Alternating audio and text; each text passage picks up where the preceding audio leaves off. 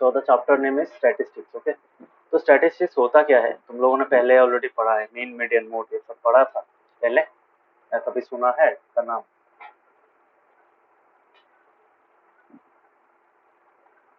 किसने सुना है मीन मीडियन मोड के बारे में? Anyone? सर क्या बोला आपने, फिर से बोलिए। Mean median mode. सर नहीं सुना। अदर्स? No sir. सर मैंने MIN मीन सुना है। नहीं, वो अलग है, वो मिनिमम होता है। मीन नहीं सुना है? ये सब, ये तीनों में से शाश्वती, have you heard any of this terms? Word सुना है पर स्टैटिस्टिक्स के रिलेटेड नहीं सुना। अरे स्टैटिस्टिक्स के रिलेटेड तो है ये चीज, स्टैटिस्टिक्स में रिलेटेड नहीं सुना है।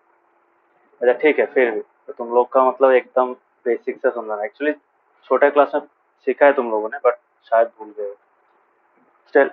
तो स्टैटिस्टिक्स क्या होता है? Statistics is something related to finding insights. ठीक है, इनसाइट्स क्या होता है? कुछ कुछ मीनिंगफुल इंफॉर्मेशन अगर हम लोग निकाल पाते हैं डेटा से।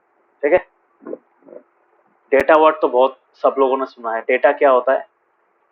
आज के दिन में डेली तुम्हारा बहुत मतलब thousands and lakhs of GBs of data generate होता है। क्यों? लोग स्मार्टफोन यूज करते हैं, कंप्यूटर यूज करते हैं। सो based on that lot of data is generated and is also stored. ठीक है, सो जो बड़ा बड़ा कंपनीज होता है वो क्या करता है, उस डेटा को यूज करते हैं फॉर फाइंडिंग मीनिंगफुल इंफॉर्मेशन। ठीक है, सो जैसे तुम लोग को एड दिखता है या फिर यूट्यूब में रिलेटेड वीडियो दिखता है, तो all these things are controlled by data. ठीक है, सो डेटा से मीनिंगफुल इंफॉर्मेशन निकालना is an important aspect, because अगर डेटा तो इतना जनरेट हो रहा है कि नहीं, डेली बेस पे इतना डेटा जनरेट हो रहा है, अगर वो ऐसे ही पड़ा रहे तो काम का नहीं। ठीक है, that data can be use to solve lot of problems. तो उसके बेसिस पे मैथमेटिक्स का एक सेगमेंट, मतलब मैथमेटिक्स का एक पोर्शन आता है, जैसे अलजेब्रा है, उसके बाद मेंसुरेशन है, उसके बाद तुम्हारा ट्रिगोनोमेट्री है, ये ऐसा टाइप का एक तुम्हारा मैथ्स का एक सेगमेंट है, उसको बोला जाता है स्टैटिस्टिक्स। ठीक है, स्टैटिस्टिक्स एंड प्रोबेबिलिटी बोला जाता है। इसलिए लास्ट 2 चैप्टर देखना, स्टैटिस्टिक्स और लास्ट एकदम लास्ट सेकंड चैप्टर स्टैटिस्टिक्स और लास्ट चैप्टर तुम्हारा प्रोबेबिलिटी है। तो स्टैटिस्टिक्स किस लिए यूज होता है? स्टैटिस्टिक्स यूज होता है to derive meaningful information from data. ठीक है, so what is the use of statistics? It is the study of data to retrieve meaningful information. एकदम नॉर्मल भाषा में अगर बोले तो यही इसका meaning. Statistics. Okay, so what is statistics?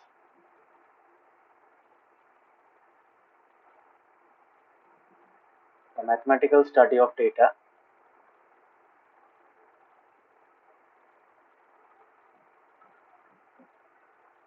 to generate meaningful insights,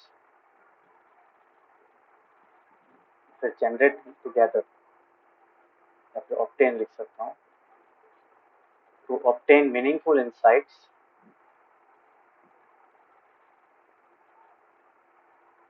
or you can say useful information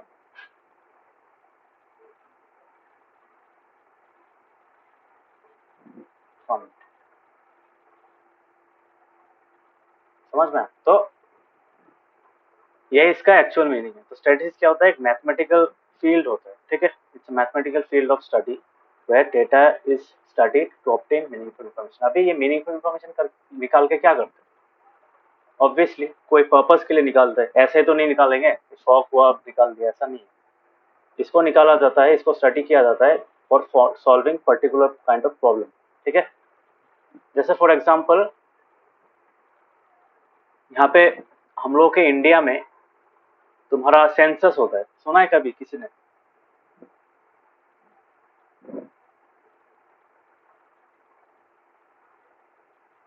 Have you ever heard this term? Census के बारे में सुना है? No sir. Others? No sir. कभी नहीं सुना है? सर सुना है पर क्या मीनिंग क्या होता है? मीनिंग पता नहीं, सुना है। हाँ so every 10 years last census हुआ था तुम्हारा 2011 में, ठीक है। सो इस साल भी एक सेंसस होगा ऑब्वियसली, इस साल या नेक्स्ट ईयर होगा, 2021 में भी एक होगा। सो यहाँ पे क्या किया जाता है, पॉपुलेशन सर सेंसस। मतलब क्या है इसका? बोल रहा हूँ, रुको सुन लो, मेरे को किसी को पता नहीं इसलिए मैं बोल दे रहा हूँ।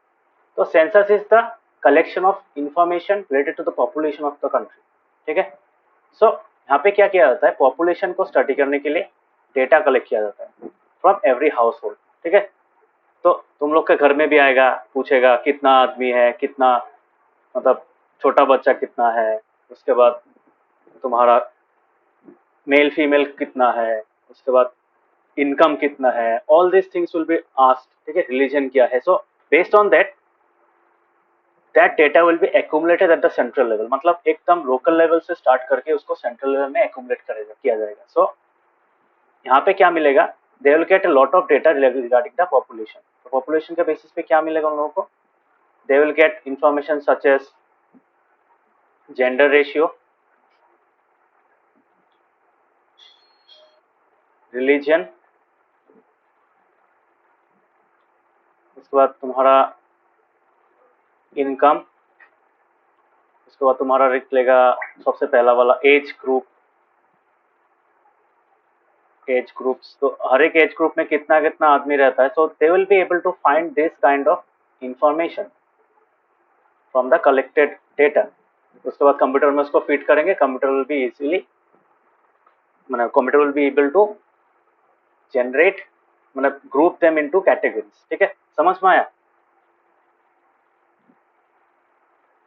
सो ये तो मैंने सिर्फ 4 एग्जांपल दिया, या और भी कुछ कुछ इंफॉर्मेशन कलेक्ट किया जाता है। तो this is what is done in census. समझ में आ रहा है?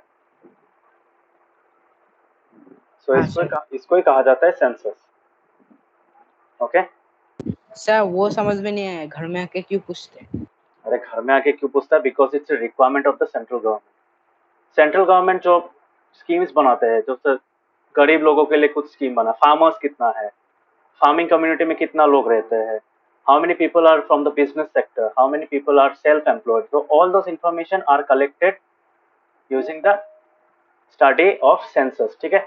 तो सेंसस में क्या होता है, सेंसस में अल्टीमेटली ये पूरा information all over the country से कलेक्ट किया जाता है, हर एक परिवार से कलेक्ट किया जाता है, जहां कहीं पे भी हो, मतलब in any kind of state, in any state, in any village, सब जगह से ये इंफॉर्मेशन कलेक्ट किया जाता है। So ultimately this information is collected from the entire country, and the government gets an idea of how many people are there, what kind of people are there, ठीक है। so based on this they can make decisions। statistics का एक बहुत important role है to help make decisions, decision making process में बहुत काम में आता है, ठीक है। समझ में आ रहा है? Yes sir. So decision making process is one of the most important uses of statistics। तो ये जो इंफॉर्मेशन निकालता है, ये जो इंफॉर्मेशन निकला from the data, this information is actually used to make decision. सुना है ना, जैसे कोविड का वैक्सीन के लिए कितना तुम्हारा कौन सा स्टेट में कितना कितना वैक्सीन भेजना पड़ेगा, how did the government decide? So that was decided based on the data collected from the state. State level में तुम्हारा सब सारे स्टेट से पूछा गया था कि तुम लोग का स्टेट में कितना कितना लोग। तो तुम लोगों को पता है कि वैक्सीनेशन का एज ग्रुप भी है, पहले तुम्हारा सीनियर सिटीजन्स को दिया जा रहा था, 45 के अबव को दिया जा रहा है, उसके बाद तुम्हारा 18 प्लस को दिया गया है कि नहीं। So how are they getting that data, this is they are getting the data based on the census data of 2011, उसको अप्रोक्सीमेट करके उन लोग ने डेटा निकाला। So based on that they could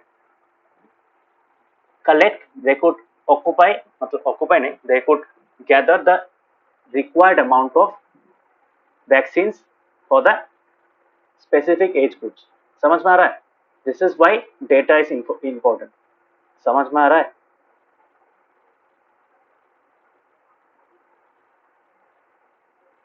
yes sir.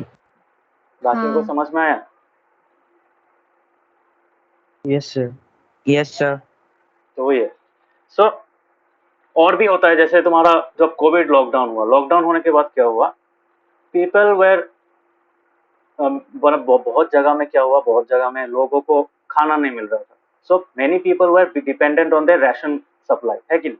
सो अभी राशन सप्लाई को increase करने के लिए government allotted some amount of free food, है कि नहीं, फ्री राशन सबको दिया था। तो हाउ डिड दे अप्रोक्सीमेट कितना राशन चाहिए, how much will the state need, all that data was coming from that census. समझ में आ रहा है। तो सेंसस में क्या होता था, सेंसस कलेक्शन में, सेंसस में तुम्हारा बहुत ज्यादा डेटा कलेक्ट होता है, and using that data future references भी निकाला जा सकता है। मतलब दोस्तों देखो, 2011 का डेटा 2021 में काम आ रहा है। कैसे काम आ रहा है, because you can extrapolate. Extrapolation का मतलब क्या होता है, तुम्हारा अप्रोक्सीमेट कर सकते हो, मतलब एक प्रोजेक्शन बना सकते हो कि 2011 में इतना था पॉपुलेशन, इस साल अगर मैं एवरेज इतना सोचूं तो यहाँ तक पहुंचेगा। समझ में आ रहा है। So it's kind of a graph. समझ में आ रहा है। सो दे कैन, तो इनिशियल डेटा होने के कारण, ये डेटा होने के कारण ही वो लोग यहाँ तक पहुंच पाए। समझ में आया। हाँ, सर. सो ऐसे में दिखने में लगता है कि हाँ तुम्हारा डेटा बहुत पुराना है, कोई काम में नहीं आएगा, बट तुम्हारा ये बहुत बहुत जगह में काम में आता है। ठीक है। So this is one approach. तो अल्टीमेटली डेटा निकाल के ये सब वैल्यूज कैसे आया, हाँ ये सब वैल्यूज तो मिल गया, but how will they use that data, how will they use that information is entirely dependent on the use case. समझ में आया। कभी वैक्सीनेशन की यूज केस में लगाया, कभी रेशन सप्लाई में लगाया, समझ में आया, कभी हॉस्पिटलाइजेशन के ऊपर में लगाया, कभी इकोनॉमिक्स बेनिफिट्स के लिए लगाया। जैसे तुम्हारा कुछ कुछ लोगों को एक वन टाइम पे, मतलब पे कुछ अमाउंट दे के हेल्प किया था गवर्नमेंट ने। तो all those things are done based on the data. ठीक है। सो जो फाइनेंशियल हेल्प था तो वो कैसे दिया, based on this this thing, है कि नहीं। इसके बेसिस पे स्टडी किया गया था कि कितना बीपीएल होल्डर्स है, बीपीएल मतलब बिलो पॉवर्टी लिमिट।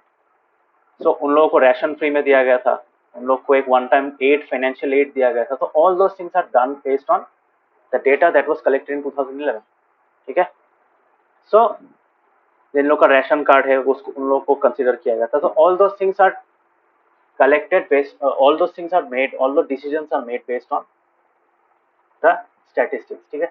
स्टैटिस्टिक्स क्या होता है, डेटा से, जो डेटा कलेक्ट किया जाता है उस डेटा से इंफॉर्मेशन, मीनिंगफुल इंफॉर्मेशन निकाल के हम लोग उस इंफॉर्मेशन को problems, real world problems solve करने के लिए यूज करते हैं। समझ में आ रहा है। हाँ.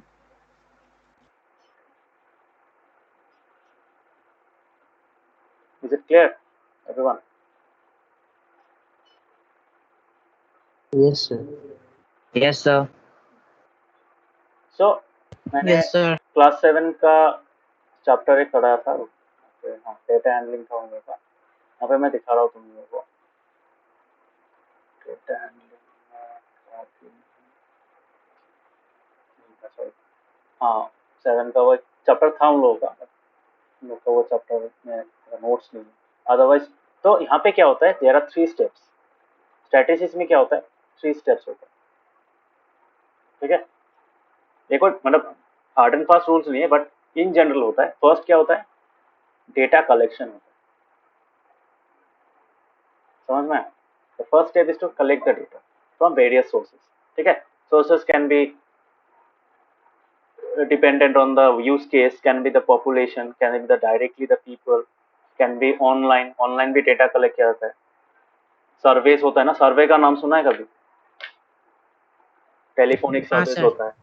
हाँ, हाँ. हाँ, फोन sir. करके पूछता Inspection है। type.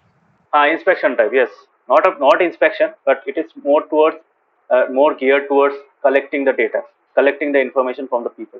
ठीक है। जैसे कोई लोग फोन करके पूछता है आपका मतलब कितना बैंक अकाउंट, मतलब कितना सारा बैंक अकाउंट है, किस किस बैंक में अकाउंट है। तो वो लोग अलग अलग पर्पज के लिए यूज करते हैं कि नहीं। जैसे कोई लोग कुछ फोन करते हैं आपके लिए लोन का ऑफर है, तो अगर कौन कौन सर एलिजिबल है। कोई कोई तो बोलता है आपने गाड़ी जीत लिया। वो स्कैम होता है, वो अलग बात है, मैं उसका बात नहीं करता। I am talking about genuine use cases, ठीक है। तो उन लोगों को कैसे पता चलता है कि हाँ तुमको लोन मिलना चाहिए कि नहीं है, तो तुमको ये ऑफर देना चाहिए कि नहीं, हाउ विल दे डिसाइड? तो they get the information from various other sources. तो sources can be financial institutions, bank balance से भी पता चलता है कि नहीं? Sources can be government authorities, sources can be directly the public. सोचो एक तुम वो स्कूल में गए, स्कूल में जाके हर एक बच्चा से पूछ लिया कि तुम तुम्हारा मतलब मदर टंग क्या है, तुम कौन से एरिया से बिलोंग करते हो, तुम्हारा तुम्हारा तुम्हारा क्या बोलता है, मतलब घर में कितना लोग है, all those things are asked and you tell them and they record it, है कि नहीं? सो डेटा कलेक्शन होता है बेस्ड ऑन द रिक्वायरमेंट, ठीक है। अभी एक बैंक का कस्टमर मतलब लोन किसको किसको मिलना चाहिए, वो लोग तो स्कूल में जाके नहीं पूछेगा ना, पूछेगा क्या? स्कूल में जाके स्टूडेंट से पूछेगा? Is it worth it? हाँ नो सर। No. हाँ, वही बात है। So data collection is done on specific use cases. तो डेटा का जो सोर्स होता है, तो source has to be identified first, ठीक है। सोर्स को पहले आइडेंटिफाई किया जाता है, कहाँ से हम लोग डेटा कलेक्ट करेंगे, ठीक है। सो डिफरेंट यूज केसेस है, डिफरेंट सोर्सेस ऑफ डेटा, ठीक है। सेकंड होता है डेटा को ऑर्गेनाइज करना। जो डेटा तुमने कलेक्ट किया उसको ऑर्गेनाइज वे में रखना पड़ता है। अदरवाइज अगर तुम ऐसे ही मतलब हैफर्ड वे में रख दो, अगर वैसे ही अनऑर्गेनाइज फॉर्मेट में रख दो, तब वो यूज नहीं कर पाओगे। समझ में आ रहा है? सो नेक्स्ट इज हाँ sir. data organization is the second step, and the third step is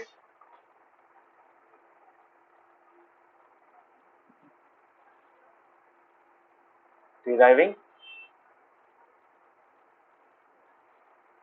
desired information.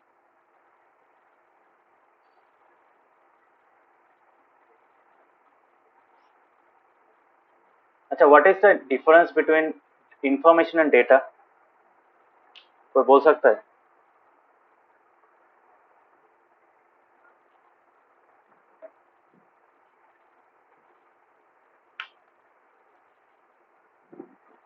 बोल सकता है?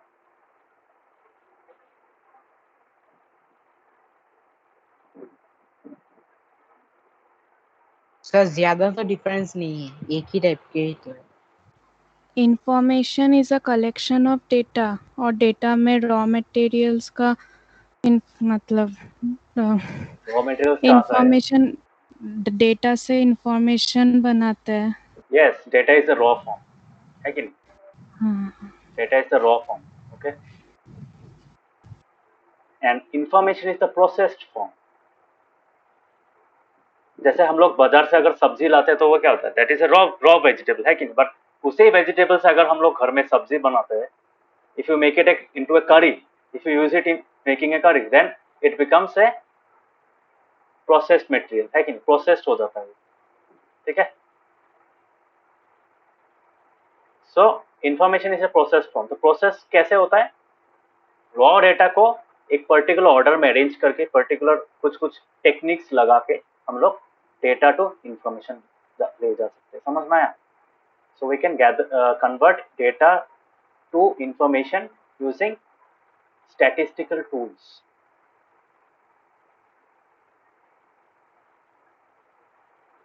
स्टैटिस्टिकल टूल अभी क्या है? स्टैटिस्टिकल टूल ऐसा कुछ ज्यादा हाई फंडा कुछ नहीं है, मैथमेटिकल कुछ कॉन्सेप्ट्स है, मैथमेटिकल कुछ टेक्निक्स है, वो हम लोग यूज करके डेटा से इंफॉर्मेशन गैदर कर सकते हैं। समझ में आया?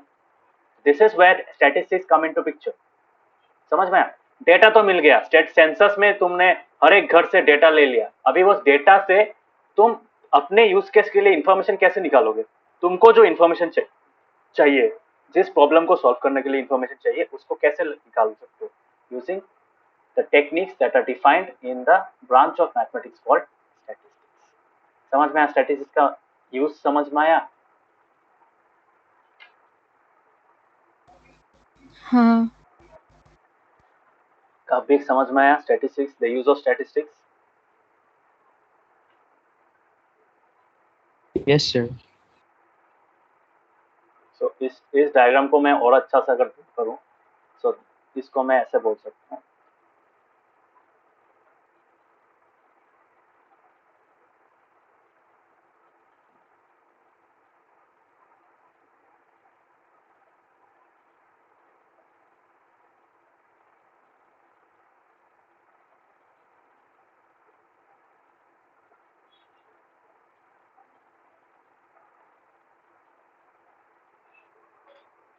ओके, तो स्टैटिस्टिकल टूल यूज करके हम लोग क्या कर सकते हैं? We can gather information from the data, raw format.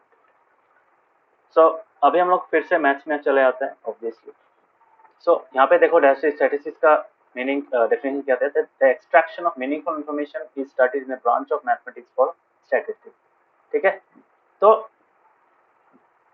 हम लोग का जो दुनिया है, when our whole world runs on information, अभी बोलो कैसे इंफॉर्मेशन चलता है?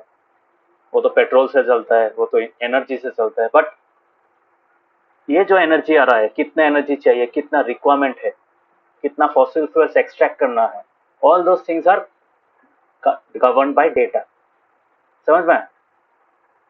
जैसे ऐसा नहीं है कि हाँ समुद्र के नीचे तुम्हारा पेट्रोल है, क्रूड ऑयल है, जितना मर्जी निकाल लो, ऐसा नहीं होता है। That has to be control. ठीक है, उसको क्या करना पड़ता है? उसको कंट्रोल्ड मैनर में कलेक्ट करना पड़ता है। ठीक है, समझ में आ रहा है? जैसे करंट का एग्जांपल बोल रहा हूं, इलेक्ट्रिसिटी। हाँ सर। इलेक्ट्रिसिटी ऐसा नहीं कि हाँ पेट्रोल जलाते जाओ, थर्मल एनर्जी यूज करते जाओ और करंट जनरेट करते जाओ, ऐसा नहीं होता है। कितना करंट रिक्वायरमेंट है, हर एक स्टेट को कितना करंट चाहिए, all that is known before hand. ठीक है, पहले से वो डिसाइड किया जाता है, उसके बेसिस पे। सर करंट को कैसे मेजर करते हैं? करंट को कैसे मेजर करते हैं साइंस में पढ़ाऊंगा। साइंस में इस ईयर ही तुम लोग को मिलेगा कैसे करंट मेजर किया जाता है। इस ईयर शायद नेक्स्ट ईयर होगा, नेक्स्ट ईयर या इस साल भी है। इस साल नहीं है, इस साल तो तुम्हारा मोशन नहीं जाता है। नेक्स्ट ईयर तुम लोग को मिलेगा करंट कैसे मेजर करते हैं, कैसा होता है, वो सब एवरीथिंग विल बी स्टडी। तो करंट को मेजर करने का भी टेक्निक है, साइंटिफिक टेक्निक्स है वहाँ पे। So all those things are studied beforehand. तो वो कैसे मिलता है? वो मिलता है हर एक घर, हर एक स्टेट में कितना घर है, उसका इलेक्ट्रिसिटी बोर्ड में कितना कंज्यूमर्स है, all those information is studied and then the state is given, या फिर स्टेट इज जनरेटेड, ना state generates that much amount of current. So इसके लिए क्या चाहिए? इसके लिए डेटा चाहिए। समझ में आया? जैसे आज के टर्म में एक बड़ा मतलब बहुत लोग का कि मानना है कि data is the new oil. Data is the new oil मतलब क्या? ऑयल पहले क्या होता था? पहले का टाइम में ऑयल सबसे इंपॉर्टेंट था। क्यों? जिस देश के पास ऑयल ज्यादा है दैट इज मोर पावरफुल। ठीक है, आजकल ऐसा नहीं है। आजकल जो है तुम्हारा, जिसके पास ज्यादा डेटा है, फॉर एग्जाम्पल गूगल ऐसे company, Google has the world's most highest data, मतलब उसके पास दुनिया का इतना डेटा है, उसको यूज करके वो प्रॉफिट कमा रहे हैं। समझ में आ रहा है? So data is very powerful in today's time. So our world is more and more information oriented. क्यों इंफॉर्मेशन ओरिएंटेड है? Because most of the decisions that are taken, that is done by utilizing data in one form or the other। समझ में आ रहा है? हर एक decision को, हर एक टाइप ऑफ, कोई भी सेक्टर जाओ, कोई भी, जैसे तुम बाजार से कोई सामान खरीद लो, अगर बाजार में उस हिसाब से सामान नहीं आएगा तो सामान खत्म हो जाएगा, है कि नहीं? So all those things are govern by data. ये कैसे होता है, क्या होता है, ये तुम लोग को अभी समझ में आएगा। It's done on a very large scale. ठीक है, यस सर। समझ में आया? हाँ ऐसा लग रहा है ना? मैं सर डेफिनेशन ऑफ स्टैटिस्टिक क्या है? यही है, ये वाला extraction of meaningful information, which is studied. Now the study of meaningful information from data, the extraction of meaningful information from data is a study which is done in the branch of mathematics called statistics। ये actually तो definition, तुम्हारा definition ऐसा नहीं है, but overall ये बोल सकते हो तुम, this is kind of a definition, the mathematical study of data to obtain meaningful insights, meaningful information from. समझ में आया? सो ये होता है। तो स्टैटिस्टिक्स क्या होता है? स्टैटिस्टिक्स एक्चुअली दो वर्ड से आता है। Actually first word is status, Latin word जो स्टेटस है उसका मतलब है it's a state, political state. Political state मतलब सोचो एक हम लोग का जो गवर्नमेंट है, स्टेट गवर्नमेंट है, वैसा टाइप। तो state is collection of localise government, है कि नहीं? तो हर एक डिस्ट्रिक्ट में, डिस्ट्रिक्ट लेवल में गवर्नमेंट होता है, उसके बाद तुम्हारा लोकल लेवल में होता है, जैसे हम लोग का गुवाहाटी में भी है म्यूनिसिपल कॉर्पोरेशन है। तो ऑल दोस थिंग्स, तो they are made to control the people, to not to control the people but to make the lives of people better, है कि नहीं? उन लोग को सर्विसेज बेटर प्रोवाइड किया जा सके, उसके लिए वो एक बाउंड्री वाइज एक गवर्नमेंट फॉर्म किया जाता है। समझ में आया? सो इसीलिए क्या होता है, तो statistics ultimately it helps to make the life of people easier, ठीक है? तो अलग अलग एस्पेक्ट, अलग अलग मतलब टाइप के लोग होते हैं एक स्टेट में, अलग अलग लैंग्वेजेस के होते हैं, अलग अलग इनकम ग्रुप्स के होते हैं। तो all those type of people are given their due share of benefits that they need from the government. समझ में आया? So all those things come from this political state. तो political state is nothing but a arrangement. समझ में आया? हाँ sir. Topic समझ में आया? Yes sir. Others? Saraswati Rishikesh, समझ में आया? हाँ। तो यस सर। स्टैटिस्टिक्स का जो स्टेटस है, तो स्टेटस वर्ड से आया है, STAT, बहुत लोग उसको स्टैट्स भी बोलते हैं शॉर्ट में। तो स्टैटिस्टिक का जो स्टैट पार्ट है that comes from status. Status means political state, ठीक है? सो उस स्टेट के बारे में अगर तुम स्टडी करोगे तो मतलब उस स्टेट में कौन लोग रहते हैं, कैसा अलग अलग एस्पेक्ट्स होता है लोगों का, so all those things are studied in the statistics field, ठीक है? सो पहले स्टैटिस्टिक्स का मतलब क्या था? पहले सिर्फ कलेक्शन ऑफ डेटा था, ठीक है? So it was the collection of data on different aspects of the life of people useful to the state. Useful to the state मतलब स्टेट का जो गवर्नमेंट है उसके उसको हेल्प करने के लिए होता था। But over the period of time the scope of statistics has broaden. Why? Because statistics को लोग अलग अलग सेक्टर्स में, अलग अलग डोमेन्स ऑफ लाइफ में यूज करने लगे, ठीक है? सो पहले क्या था? सिर्फ collection and presentation of data था। अभी क्या हुआ? कलेक्शन, प्रेजेंटेशन एंड इंटरप्रिटेशन भी आ गया। इंटरप्रिटेशन आया, ड्रॉइंग इन्फ्रेंसेस आ गया। इन्फ्रेंसेस मतलब क्या क्या हो सकता है, तुम्हारा इंटरप्रिट कैसे करते हो डेटा, डेटा से जो इन्फॉर्मेशन निकालते हैं उसको कैसे यूज करेंगे। तो all those things are also included in statistics nowadays. समझ में? तो स्टैटिस्टिक्स एक्चुअली क्या डील करता है? It deals with the collection, organization, analysis and interpretation of data. समझ में आया?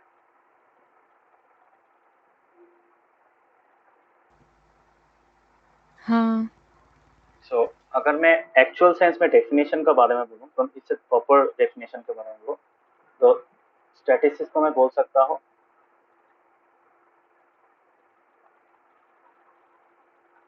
It is the branch of mathematics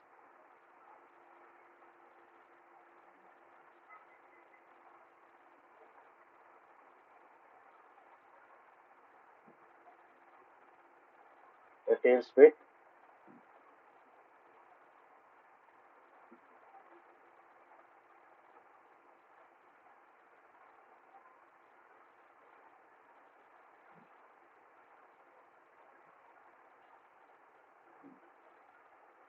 collection, organization, उसके बाद तुम्हारा analysis and interpretation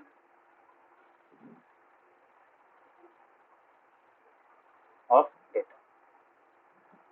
this is a much proper definition। समझ में आया? This is the actual definition of. Yes sir.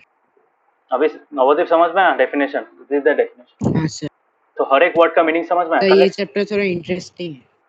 हाँ, बिकॉज इज मोर प्रैक्टिकल। ये एक्चुअली प्रैक्टिकल है, because यहाँ पे जो सम्स करें हम लोग वो एक्चुअली रियल वर्ल्ड में यूज होता है। और ये चैप्टर बहुत अच्छा से सीखो, बिकॉज मैं बोल रहा हूँ फ्यूचर में कोई भी फील्ड में जाओ ये चीज चाहिए ही चाहिए होगा। In any field you go, in management you go towards engineering, you to go towards medical, you go towards the media studies, sir medical में भी चाहिए? हाँ, मेडिकल में भी चाहिए। अभी बोलो मेडिकल में क्यों चाहिए? मेडिकल में मैथ्स कहाँ मेडिकल लगता है? में माइक्रो स्केल में स्टैटिस्टिक्स यूज होता है। ये अभी तुम्हें समझ में नहीं आएगा, but if you go in that the domain, then you will get to know all fields, कोई भी फील्ड हो, इवन पॉलिटिक्स में भी चाहिए।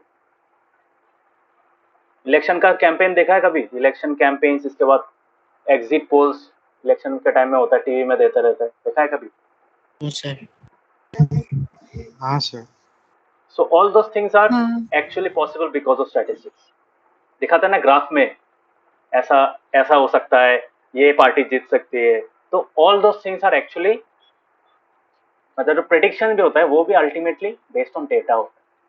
वो लोग प्रीवियस डेटा, करंट तुम्हारा जो वोटर्स का जो प्रेफरेंसेस है, व्यू पॉइंट है, उसके बेस पे वो लोग क्या करते हैं, प्रेडिक्ट करने की कोशिश करते हैं। तो all those things are coming from this part, interpretation.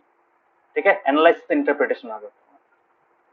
So statistics ऐसा एक टॉपिक है जो कोई भी डोमेन हो, कोई भी ब्रांच हो, कोई भी फील्ड ऑफ लाइफ हो, उसमें चाहिए ही चाहिए।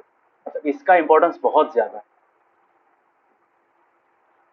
मतलब मेरा तो बहुत एक one of the most favourite topics है मेरा। तुम लोग तो अभी पढ़ोगे, पढ़ना स्टार्ट करोगे, but this is one of my favourite domains of, मतलब ब्रांचेस ऑफ मैथ्स। तो स्टैटिस्टिक्स में क्या होता है? स्टैटिस्टिक्स में तुम्हारा डेटा के बेसिस पे बहुत सारा इंटरप्रिटेशन होता है, बहुत सारा एनालिसिस होता है, कलेक्शन। तो हर एक वर्ड का मीनिंग समझ में आया तुम लोग? कलेक्शन कैसे होता है? कलेक्शन अलग अलग सोर्सेज के अलग अलग रिक्वायरमेंट के बेसिस पे कलेक्ट किया जाता है। उसको एक प्रॉपर फॉर्म में ऑर्गेनाइज वे में रखा जाता है, स्टोर किया जाता है।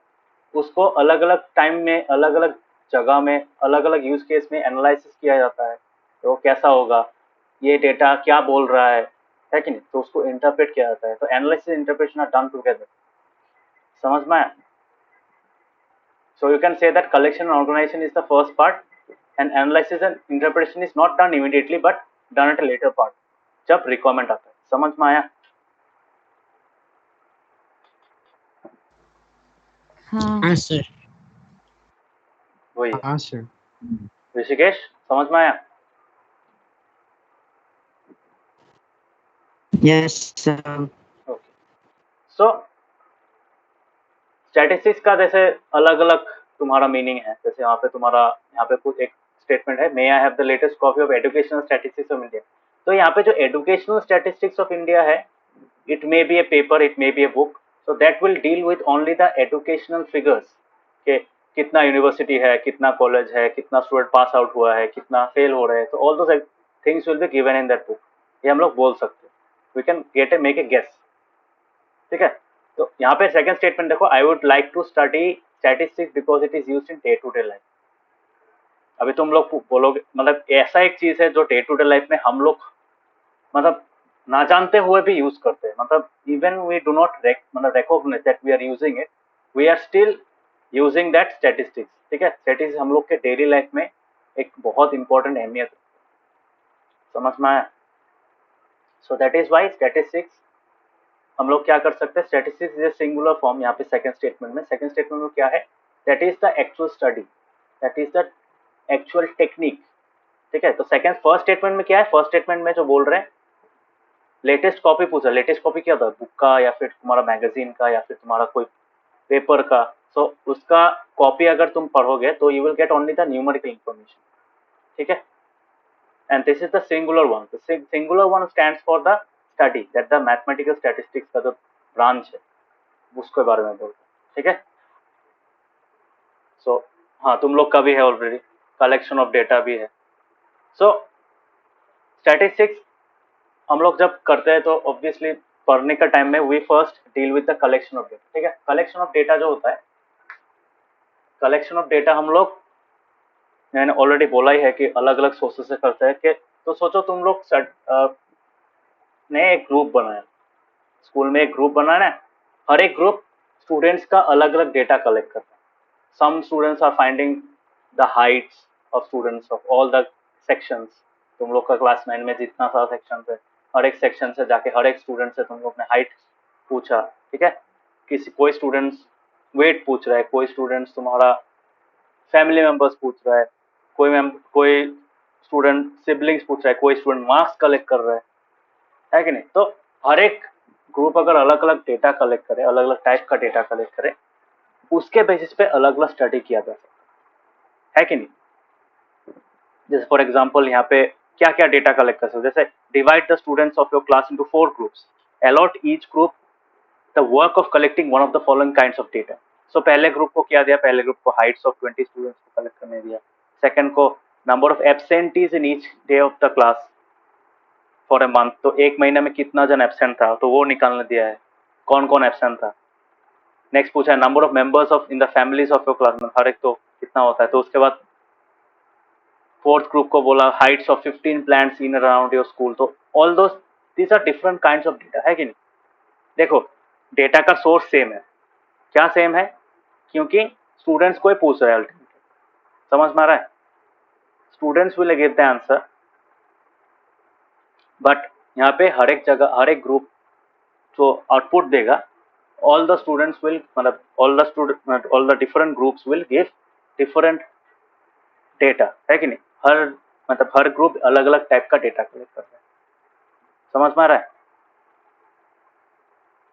So you can guess what will get using this, मतलब फ्रॉम द फर्स्ट ग्रुप क्या बोलेगा, फर्स्ट ग्रुप बोलेगा हाइट्स कितना है, ऑब्वियस हाइट्स का एक लिस्ट देगा।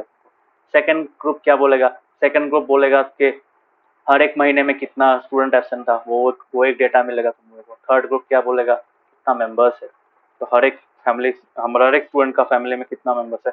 सो ऑल दोस डेटा को हम लोग क्या करते हैं, कलेक्ट करके क्या होता है, तो that is nothing but the primary data, ठीक है।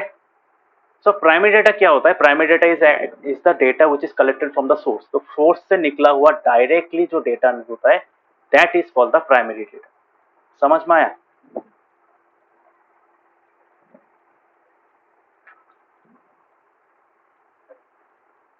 तो प्राइमरी डेटा अगर हम लोग डायरेक्टली सोर्स से, जैसे in this case the source are the students, तुम लोग का क्लास का स्टूडेंट से ही पूछा था, है कि नहीं, समझ में आ रहा है। हाँ so the data which is collected directly from the source is called primary data. और तो सेकेंड केस में तो ये तुम लोग के स्कूल में गए, तो स्कूल से किसी मतलब स्कूल का जितना भी हर एक स्टूडेंट का मार्क्स रहता है, रिकॉर्ड रहता है ना स्कूल में। सो वहां से तुमने डेटा कलेक्ट किया, ठीक है। तो उन लोग को पूछा कि हाँ मुझे क्लास 9 का लास्ट ईयर का जितना भी स्टूडेंट्स है उनका तुम माने आप मुझे उनका एक एक्सेल शीट दीजिए, ठीक है, जिसमें हर एक स्टूडेंट का मार्क्स रहेगा। सर तो तुम लोगों ने नहीं पूछा, तुम लोग के टीचर ने पूछा। तो स्कूल ने क्या किया, स्कूल के पास जो रिकॉर्ड था उसको स्कूल ने क्या किया, they handed that record, a copy of that record to your class teacher, है कि नहीं, जस्ट फॉर इंफॉर्मेशन। समझ में, शायद कोई जरूरी काम हो उसका, मतलब तुम्हारे टीचर का कोई जरूरी काम हो, क्योंकि उसको डेटा चाहिए, so that he can check the performance of the class, है कि नहीं, अलग अलग सेक्शन कैसे परफॉर्म कर रहे हैं। समझ में आ रहा है।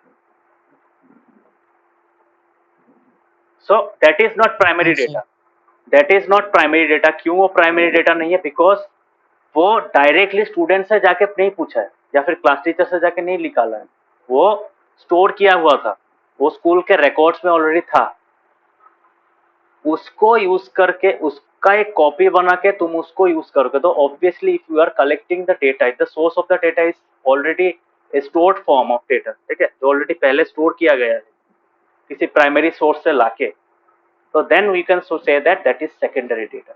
समझ में आ रहा है प्राइमरी और सेकेंडरी डेटा के बारे में डिफरेंस।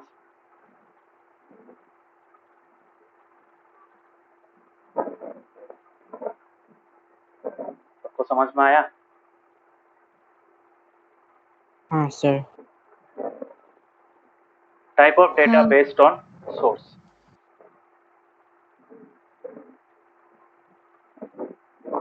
सो पहला है तुम्हारा प्राइमरी डेटा। तो प्राइमरी डेटा क्या होता है, data collected directly from the source of, directly from the source, ठीक है।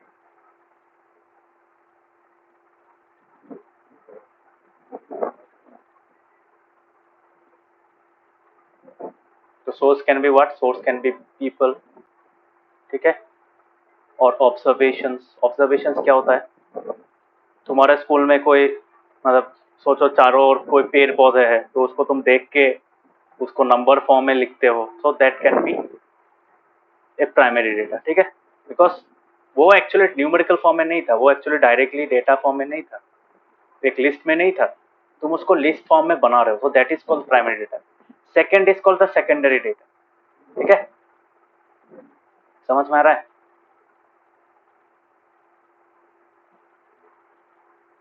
जैसे तुम लोग का क्लास टीचर तुम लोग का कॉपी जब चेक करता है, she prepares a list of the marks of students against the names, है कि नहीं, होता है कि नहीं, बोलो। सर क्या समझ में हाँ नहीं आया? हाँ सर। नहीं नहीं, मैंने बोला जब एग्जाम्स होता है तो सब्जेक्ट टीचर्स कॉपी चेक करते हैं, है कि नहीं। सो कॉपी चेक Yes, करने sir. के बाद हर एक कॉपी से मार्क्स वो स्टूडेंट के नाम के अगेंस्ट में एक लिस्ट में लिखा जाता है कि नहीं, बोलो। हाँ सर। सो टीचर क्या कर रहा है, टीचर स्टूडेंट्स से कॉपी लेकर उस कॉपी से मार्क कलेक्ट कर रहा है और उसको एक लिस्ट फॉर्म में लिख रहा है, so that is called primary data. But वही डेटा जब स्कूल के रिकॉर्ड्स में घुस जाता है, स्कूल के कंप्यूटर्स में घुस जाता है, उसके बाद जब नेक्स्ट ईयर या फिर उसी साल के एंड में उसको टीचर सोचो एक तुमको रिपोर्ट कार्ड बनाने के लिए यूज कर रहा है, सर पीटीएम। हाँ पीटीएम के लिए यूज करता है, that is a very good case, use case. So PTM के लिए वो यूज होता है। पीटीएम में क्या होता है, तुम्हारा सोचो टर्म साल के एंड के आगे तुम्हारा पीटीएम कॉल किया, तो पीटीएम में क्या होगा, obviously the teacher will try to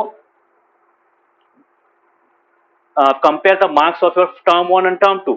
term 2 के पहले जो, टर्म 2 तो हुआ ही नहीं, टर्म 2 के पहले जो तुम्हारा टेस्ट बेस हुआ उसके बेसिस को कंपैरिजन करने के लिए कि आपका लड़का देखिए, आपका स्टूडेंट देखिए, यहाँ पे टर्म 1 में ऐसा रिजल्ट किया, टर्म 2 में उसका रिजल्ट और अच्छा हुआ, फाइनल में और अच्छा करना चाहिए, बट अगर बुरा हुआ तो he or she might say something else, her reply will change, है कि नहीं।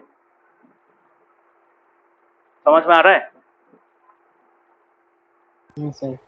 तो वो जो पीटीएम के पहले जो डेटा कलेक्ट किया गया, तो वो एक्चुअली कहाँ से कलेक्ट किया था, वो टीचर के पास सोचो नहीं है, या फिर स्कूल में डायरेक्टली टीचर को एक शीट बना के दिए, तो स्कूल क्या कर रहा है, स्कूल वो स्टोर्ड इन्फॉर्मेशन यूज कर रहा है, जो प्राइमरी डेटा पहले कलेक्ट करके स्टोर किया गया था उसको यूज करके वो लोग ने नया लिस्ट बनाया, सो that is called secondary data, because that primary data was initially collected from the direct source. समझ में आ रहा है? Yes sir. बाकियों को समझ में आया? हाँ So you हाँ can sir. say that Yes, data collected from stored or already collected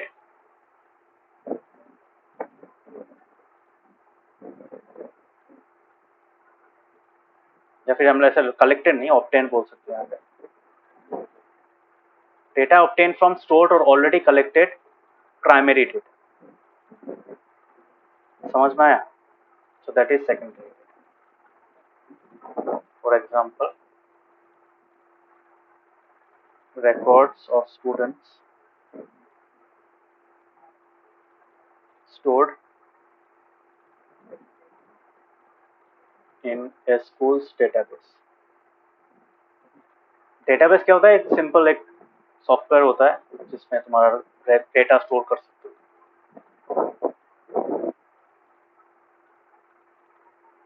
समझ में आया? तो इसका भी एग्जांपल दे देते हैं, इसका कुछ छोड़ेंगे, लिख लेते हैं यहाँ पे। सो इसका एग्जांपल क्या होगा,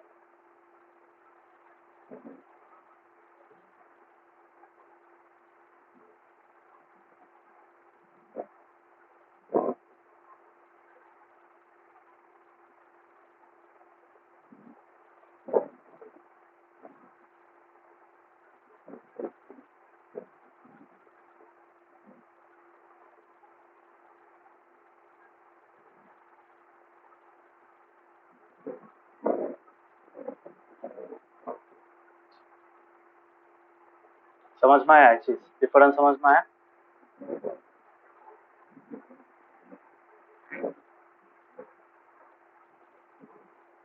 is it clear? Yes. So this is primary data and this is secondary data. Okay. तो वो डेटा जब फर्स्ट टाइम कलेक्ट किया जाता है, फर्स्ट टाइम स्टोर किया जाता है, तो उसको प्राइमरी डेटा कहा जाता है। और जब स्टोर डेटा को यूज करके फिर से हम लोग अलग अलग काम में लगाते हैं तो उसको सेकेंडरी डेटा कहते हैं। ठीक है, so that is the difference. So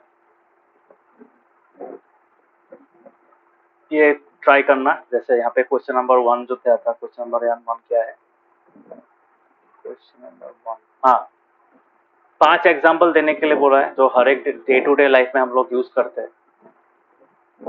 for example it may be the number of hours that we sleep, ठीक है, या फिर हम लोग ने कितना वॉक किया, कितना टाइम के लिए एक्सरसाइज किया, all those things can be considered as data. ठीक है, समझ में आया? उसी डेटा को क्लासिफाई करना है कि वो प्राइमरी है कि सेकेंडरी है। सोचो तुम लोग ने स्कूल का कोई क्लास किया, तो स्कूल का जो क्लास हो रहा है तो उसमें कितना स्टूडेंट्स अवेलेबल था, कल कितना स्टूडेंट्स था, उसके पहले दिन कितना स्टूडेंट्स था, all those things are data, है कि नहीं? तो try to give the examples, उसको प्राइमरी या सेकेंडरी में ट्राई करना, वो प्राइमरी है या सेकेंडरी है। ठीक है, सो पहला पार्ट हो गया collection of data. Second part में क्या आता है, स्टैटिस्टिक्स का सेकेंड पार्ट में आता है ऑर्गेनाइजेशन। तो ऑर्गेनाइजेशन के लिए क्या करना पड़ता है, data has to be presented, तो एक प्रॉपर ऑर्डर में प्रेजेंट करना पड़ता है, प्रॉपरली फॉर्मेट करना पड़ता है। समझ में आ रहा है? एक प्रॉपर फॉर्मेट में उसको रखना पड़ता है, या फिर डिस्प्ले करना पड़ता है, या फिर स्टोर करना पड़ता है। So presentation of data is nothing but the organisation of data in proper format. समझ में आया?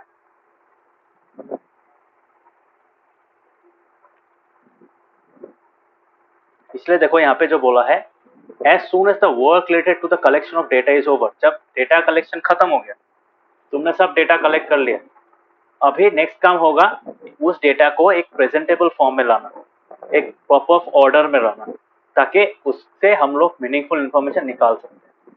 ठीक है, मतलब इमीडिएटली निकाल सकते हैं या फिर बाद में अगर कभी जरूरत पड़े तब निकाल सकते हैं। तो उसको एक प्रॉपर फॉर्मेट में प्रेजेंटेबल फॉर्म में रखना पड़ेगा और या फिर स्टोर करना पड़ेगा। समझ में आ रहा है?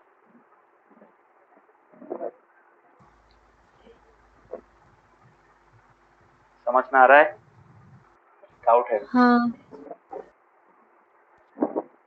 बाकियों को समझ में आ रहा है? Yes, sir. Yes, sir.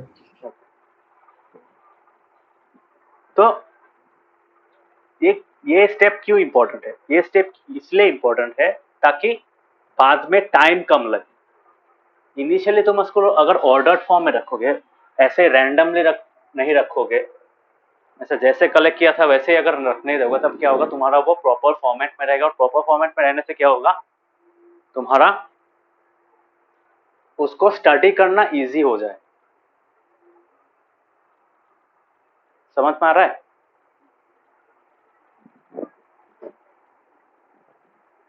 So that is the main important point, because future में क्या होगा, फ्यूचर में ऐसा एक यूज केस आएगा जब तुमको उस डेटा से इंफॉर्मेशन निकालना बहुत जरूरी हो जाएगा।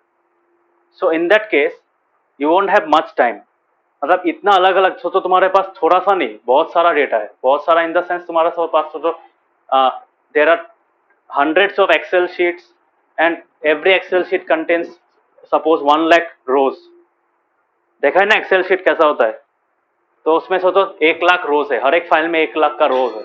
तो अगर उसको तुम ऑर्डर वे में कॉलम बना के अच्छा फॉर्मेट में नहीं रखोगे, तब क्या होगा, ultimately you will face difficulty in the future for finding meaningful information. समझ में आ रहा है? हाँ। हाँ सर।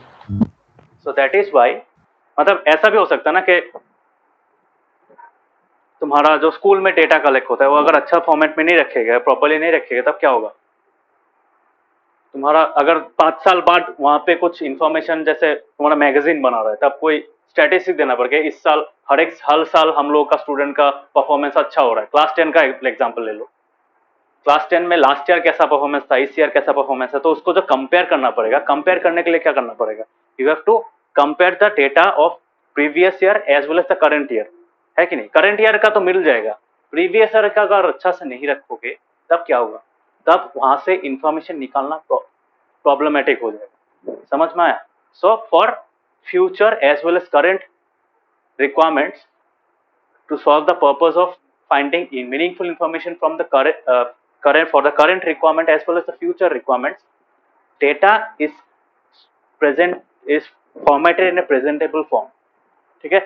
सो एक प्रेजेंटेबल फॉर्म में उसको कन्वर्ट किया जाता है, एक ऑर्डर्ड मैनर में उसको कन्वर्ट किया जाता है, ताकि फ्यूचर अभी मतलब करंट पर्पस के लिए वो भी सर्व हो, फ्यूचर के लिए भी सर्व हो। समझ में आया।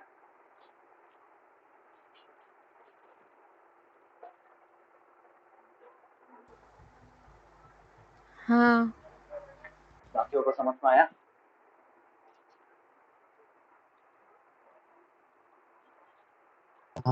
Yes, sir. Yes sir. Chapter interesting लग रहा है। हाँ सर। बाकियों को हाँ हाँ सर। सर मुझे तो ये मैथ्स कम पॉलिटिकल ज्यादा लग रहा है। पॉलिटिकल नहीं है, एक्चुअली पॉलिटिक्स में यूज होती है चीज, बट वी विल स्टडी। ये पॉलिटिकल नहीं है, ज्यादा इंपॉर्टेंट है फॉर द पीपल,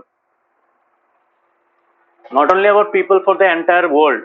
क्यों एंटायर वर्ल्ड, देखो एनिमल्स के लिए भी इंपॉर्टेंट है। क्यों, बिकॉज अल्टीमेटली कौन सा एनिमल एंडेंजर्ड स्पीशीज है, क्या है, तो ये सब कैसे निकालते हैं, कौन सा एनिमल्स एक्सटिंक्ट हो गया, तो all this things are actually stored as data. ठीक है, उसी डेटा को हम लोग स्टडी करके we can take preventive action. समझ में आ रहा है। जैसे तुम्हारा यहाँ पे एक एग्जांपल दिया है, एग्जांपल 1 देखो यहाँ पे क्या दिया है, consider the marks obtained by 10 students in mathematics test as given below. So सोचो क्लास में 10 स्टूडेंट्स है, छोटा सा स्कूल है, सोचो 10 स्टूडेंट्स है, बस एक छोटा क्लास का स्टूडेंट्स है, तो obviously there are very few students in that class. तो 10 स्टूडेंट्स क्या है, उन लोग का मार्क्स मैथ्स टेस्ट में जो मार्क्स मिला out of 100 are written as follows: 55, 36, 95, 73, where each mark is of a student। तो हर एक स्टूडेंट को अलग अलग मार्क्स मिला है। ठीक है, तो 55 पहला एक स्टूडेंट को मिला, 36 दूसरे स्टूडेंट को मिला है, 95, 73, 60, 42, 25। तो this is actually the raw data. ये जो फॉर्म है, ये जो list, this actually contains raw data, because directly ये कलेक्ट किया गया है कि नहीं। बट यहाँ पे हम लोग को अगर कोई पूछे, डायरेक्टली अगर पूछे, तो इंस्टेंटली हम लोग जवाब नहीं दे पाएंगे। क्या पूछे, अगर तुमको कोई पूछता है हाँ इसका हाईएस्ट मार्क कितना है, तो तुमको थोड़ा सा टाइम लगेगा, ढूंढना पड़ेगा, है कि नहीं। अगर पहली बार देखोगे तब क्या बोला, ढूंढना पड़ेगा। क्यों ढूंढना पड़ेगा, because this is not properly formatted. Format number data format करने का एक सिंपल सा टेक्निक है, इसको अरेंज करना। Arrangement is has to be proper. तो अरेंजमेंट अगर तुम इसको करोगे या फिर असेंडिंग या फिर डिसेंडिंग ऑर्डर में करोगे, जैसे मार्क्स को क्या करेगा, मार्क्स को यूजुअली डिसेंडिंग ऑर्डर में किया जाता है। तो पहले क्या आएगा, 95 आएगा ऑब्वियसली। सो अगर 95, उसके बाद तुम्हारा 75, उसके बाद अगर तुम्हारा 73, ऐसा करके, सॉरी 78, उसके बाद 75, 73 ऐसा करके रखेगा, तब क्या होगा, then it would be easier to find the highest and lowest marks just by looking at the first and the last number, है कि नहीं, in the list। समझ में आ रहा है।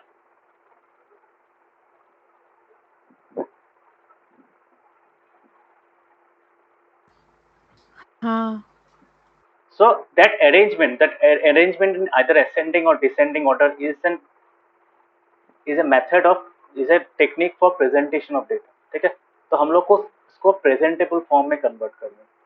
प्रेजेंटेबल ऐसा नहीं होता है, प्रेजेंटेबल का मतलब ऐसा नहीं है तुम उसको एक सुंदर डिजाइन देके बना रहे हो, ऐसा नहीं है। A simple arrangement can also be considered as organization, proper organization of data। ठीक है, उसी डेटा को अगर हम लोग ऑर्डर फॉर्म में लिखेंगे, एक असेंडिंग ऑर्डर या फिर डिसेंडिंग ऑर्डर में लिखेंगे, then it would be easier to for us to find the marks. जैसे यहाँ पे देखो, इसी डेटा को उन लोगों ने क्या लिखा, इन असेंडिंग ऑर्डर लिखा, 25, 30, 42, 55। अभी कोई अगर तुमको डायरेक्टली पूछे, तुमको अगर पता है कि हाँ ये लिस्ट तुम्हारा असेंडिंग ऑर्डर में है, then you don't have to look in between कि हाँ बीच में कोई नंबर बड़ा है क्या, ऐसा देखना पड़ेगा नहीं, देखना पड़ेगा। समझ में आ रहा है?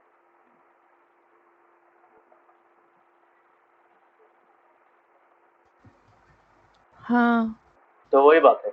So this ordering of data in ascending order is the technique of organizing the data. ठीक है, तुम डेटा को एक प्रॉपर फॉर्मेट में ला रहे हो सो दैट वहां से इंफॉर्मेशन निकालना इजी हो जाए।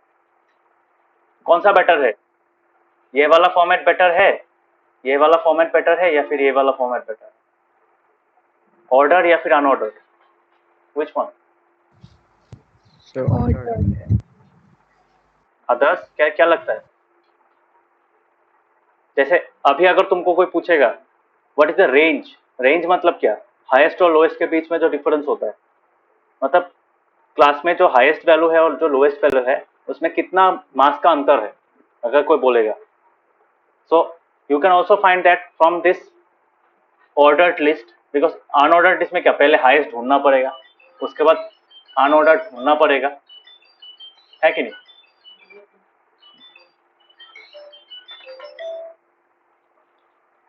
सो ढूंढना पड़ेगा, हाँ है कि नहीं?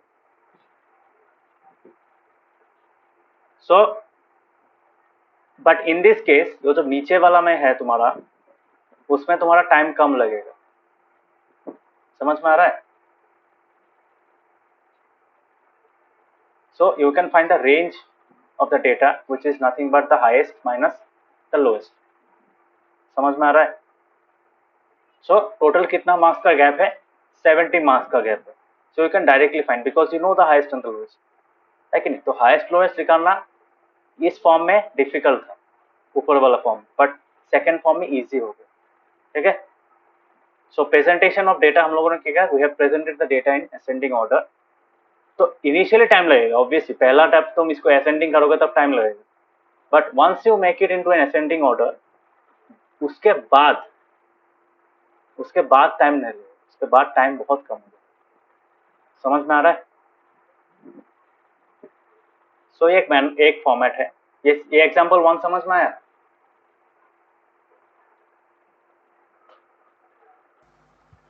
हाँ now coming two example 2। Yes sir. Example 2 जो है, एग्जाम्पल 2 में देखो, यहाँ पे एग्जाम्पल 1 में से 10 स्टूडेंट था, एग्जाम्पल 2 में कितना स्टूडेंट्स है, there are total of 100 students. ठीक है, सॉरी 100 स्टूडेंट नहीं, 30 स्टूडेंट्स है, 100 मार्क का एग्जाम है। सो दैट 10 स्टूडेंट्स का अभी डेटा हो गया, 30 स्टूडेंट्स का डेटा। अभी 30 स्टूडेंट्स का डेटा अगर अरेंज करने जाओगे, you will face more difficulty, है कि नहीं? मतलब उसको अरेंज करना मतलब इट्स मच पेनफुल था। सोचो 30 स्टूडेंट्स की जगह 100 स्टूडेंट्स हो गए, तब क्या होगा? तब और डिफिकल्ट हो जाएगा। 100 नंबर्स अरेंज करना असेंडिंग ऑर्डर में, इट बिकम्स वेरी डिफिकल्ट, है कि नहीं? समझ में आ रहा है?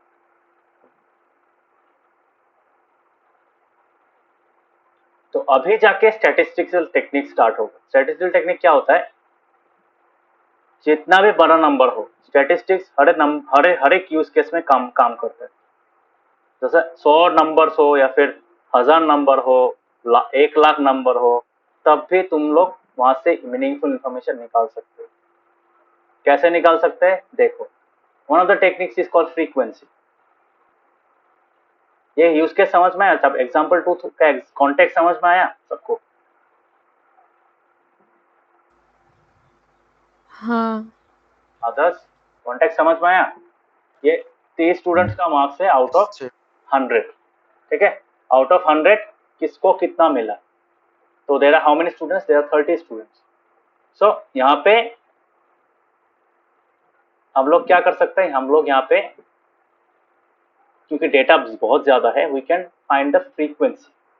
फ्रीक्वेंसी मतलब हर एक डिस्टिंक्ट डिजिट को, हर एक डिस्टिंक्ट नंबर को, मतलब हर एक डिस्टिंक्ट मार्क्स को, जैसे 10 एक डिस्टिंक्ट मार्क्स हो गया, 20 एक डिस्टिंक्ट मार्क्स हो गया, 88 एक डिस्टिंक्ट मार्क्स हो गया, हर एक डिस्टिंक्ट मार्क्स कितना स्टूडेंट्स को। ठीक है, so we can find that by counting the frequency. Frequency क्या होता है? फ्रीक्वेंसी होता है तुम्हारा जो डेटा कलेक्ट किया जाता है, तो डेटा तुम्हारा कितना बार रिपीट हो रहा है कि नहीं? फॉर एग्जांपल 10 को अगर ले तो कितना बार आ रहा है? 10 एक टाइम आया, उसके बाद तुम्हारा और तो है ही नहीं, तो एक बार ही आ रहा है। 20 फॉर एग्जाम्पल, 20 कितना बार आ रहा है? इस लाइन में तो है नहीं, इस लाइन में नहीं है, इस लाइन में नहीं है।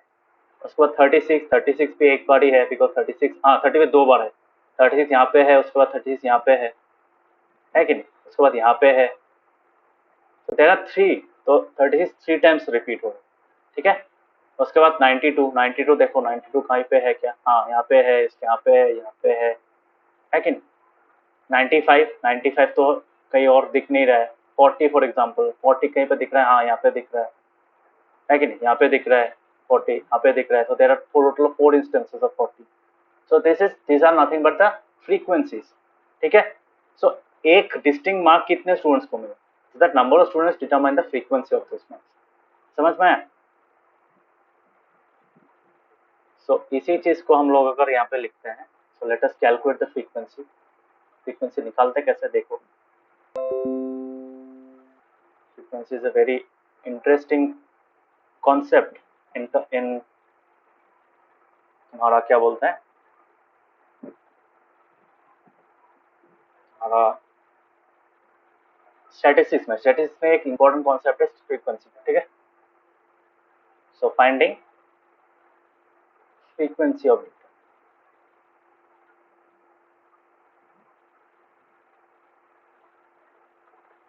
फ्रीक्वेंसी वर्ड समझ में आया? फ्रीक्वेंसी का मतलब कितना फ्रीक्वेंटली रिपीट हो रहा है, कितना फ्रीक्वेंटली दिखाई दे रहा है। समझ में आ रहा है?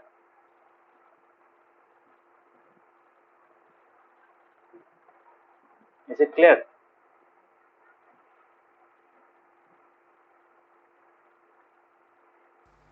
Yes. So let us find the frequency. यहाँ पे ये मार्क्स ऑफ स्टूडेंट्स है आउट ऑफ 100 ऑब्वियसली। सो हम लोग यहाँ पे लिख सकते हैं मार्क्स, और यहाँ पे लिख सकते हैं नंबर ऑफ स्टूडेंट्स, है कि नहीं? सो इन लोगों में क्या है, तुम्हारा जो वैल्यू है, देखो यहाँ पे डिस्टिंक्ट वैल्यूज क्या क्या है। हम लोग पहले से स्टार्ट करते हैं। 10 हो गया, तो 10 को लिखते हैं। 10 कितना बार आ रहा है? सिर्फ एक बार ही आ रहा है, ठीक है। उसके बाद क्या है? 20, तो 20 डिस्टिंक्ट मार्क है, तो डिस्टिंक्ट मार्क कितना बार आ रहा है? 20 दिखाई दे रहा है किसी और जगह में? 20 नहीं है, सो इट इज ओनली 1, इसका फ्रीक्वेंसी 1। 36 कितना टाइम्स आ रहा है? 36, हाँ ये सेकंड टाइम आ गया, थर्ड टाइम आ गया, बस हो गया, तो 3, ठीक है। तो 36 कितना बार आया? 3। उसके बाद 92 बाद में लिखेंगे उसका। 92 अभी भी लिख सकते हैं। सो 92 कितना टाइम्स आ रहा है?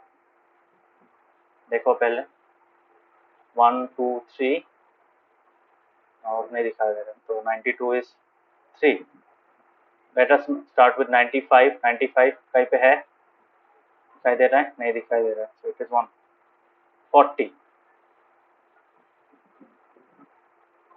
तो 40 कितना होगा? 40 दिखाई दे रहा है, 40 1 2 3 4 4 है, ठीक है। उसके बाद क्या है? 50 है। 50 देखो कितना है?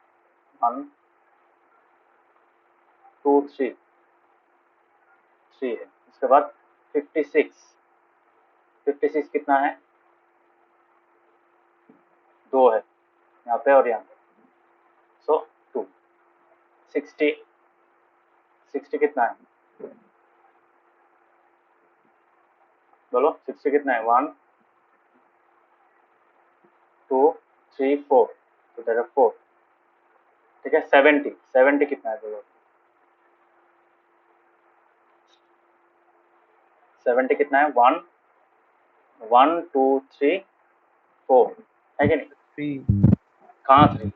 ये एक हो गया, ये एक हो गया, ये एक हो गया, अब ये 4, ठीक है। उसके बाद हम लोग का जो है 72 कितना बार आ रहा है? 1, 72 और है ही नहीं, तो एक बार ही आ रहा है, ठीक है। नॉट 72, सॉरी 92 आएगा। 92 तो ऑलरेडी लिखा है, तो अभी फिर से नहीं लिखेंगे हम। 88 नहीं लिखा है, सो विल राइट 88, ओके। 88 कितना बार आ रहा है? 2 बार आ रहा है, 1 and 2 है, ठीक है। उसके बाद 80 तो लिखा था, 80 पहले लिखा था, नहीं लिखा था, सो लेट अस राइट 80 नाउ। 80 कितना बार आ रहा है? सिर्फ एक बार आ रहा है, 80 और 72, ठीक है। 80 और 72 सिर्फ एक बार आ रहा है। सो उसके बाद देखो 70 है, 70 ऑलरेडी हम लोग लिखा है। उसके बाद 72 आया, 72 ऑलरेडी हम लोग लिखा है। उसके बाद 70 फिर से आया, 36 आया, 36 लिख लिया ऑलरेडी, 40 आया। So all those numbers are repeating, दिख रहा है ना। तो इतना ही डिस्टिंक्ट नंबर्स इतना ही है। सो अभी हम लोग क्या कर सकते हैं, अभी हम लोग इस नंबर जो है, इस नंबर का जो रोज है, इसको हम लोग रिपीट कर सकते हैं, मतलब ऑर्डर कर सकते हैं बेस्ड ऑन दिस वैल्यूज। ये पहला कॉलम का जो वैल्यूज है, मतलब मार्क्स का जो कॉलम है, उसके बेसिस पे हम लोग ऑर्डर करके उसको लिख सकते हैं। मतलब हर एक वैल्यूज को हम लोग को काउंट करना नहीं पड़ता, समझ में आया। तो this is the frequency of each. Frequency निकालना समझ में आया।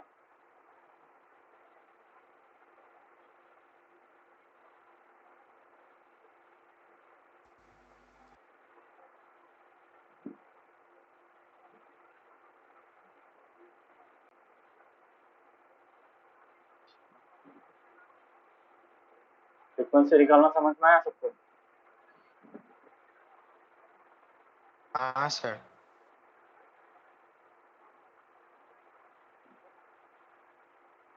अदर्स? सरस्वती समझ में आया? Yes sir. हाँ Yes sir. So it's quite simple, इतना टफ भी नहीं है। तो यहाँ पे हम लोग देख लेते हैं, यहाँ पे देखो। सो ऑल दोस थिंग्स, तो ultimately you can make sure that the total number is correct. मतलब जो फ्रीक्वेंसी तुमने निकाला है हर एक का, वो करेक्ट है कि नहीं। कैसे निकालोगे? बिकॉज देखो यहाँ पे 30 स्टूडेंट्स है, सो द टोटल फ्रीक्वेंसी, अगर फ्रीक्वेंसीज को अगर हम ऐड करेंगे, so I should get how much, I should get the total frequency as the total number of students, है कि नहीं। तो टोटल कितना है यहाँ पे, काउंट करो। 1 + 1 2, 2 + 3 5, 5 + 3 कितना होता है? 8 9, उसके बाद 4 13 16, उसके बाद 18 22 26 28 29 30। आया 30?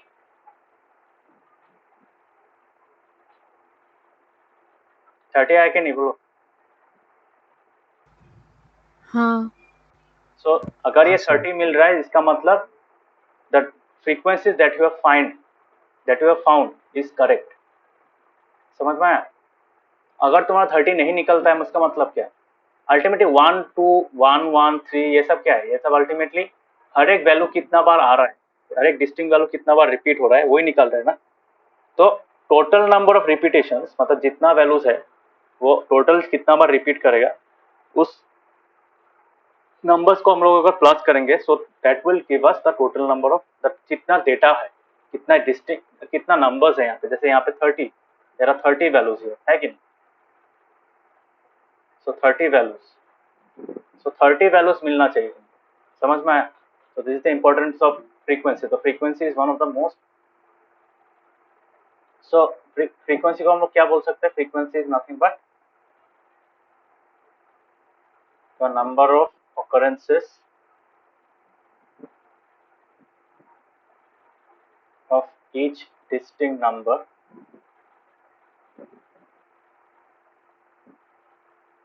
in the collected data. Okay,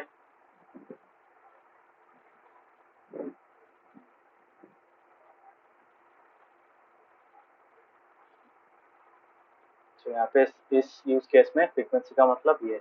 understood?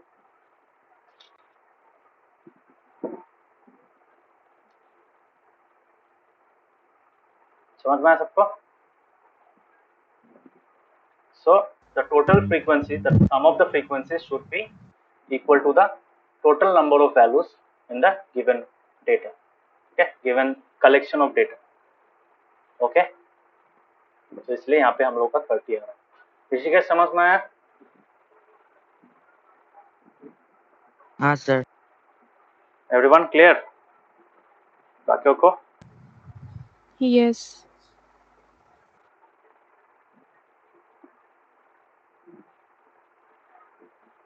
Navdeep समझ में आया? Yes sir. Okay.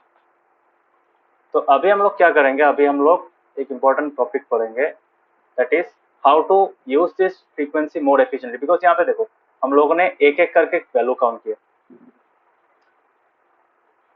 है कि नहीं.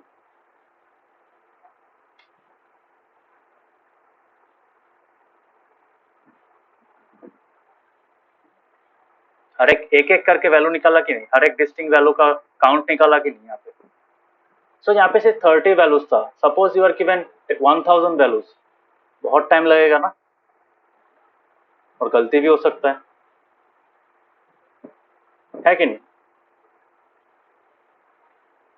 ऐसा अगर मैनुअली करने जाओगे तो तुम्हारा गलती भी हो सकता है.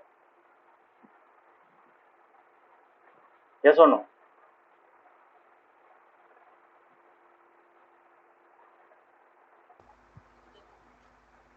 मतलब यहाँ पे आउट ऑफ 30 वैल्यूज, अगर 30 के जगह में तुम्हारा सोचो ये काट के अगर मेरा 1000 वैल्यूज आ गए, यहाँ पे 10,000 वैल्यूज आ गए, तब क्या होगा?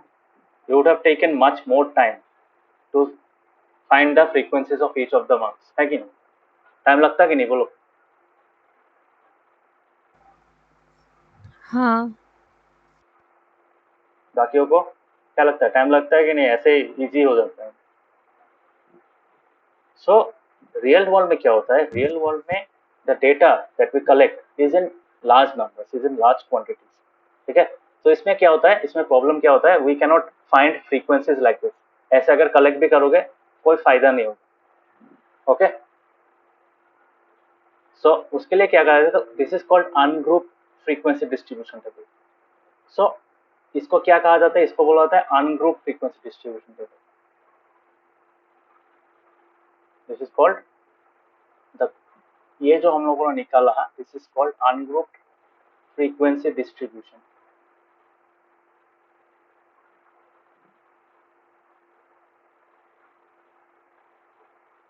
समझ में आ रहा है? अनग्रुप क्यों?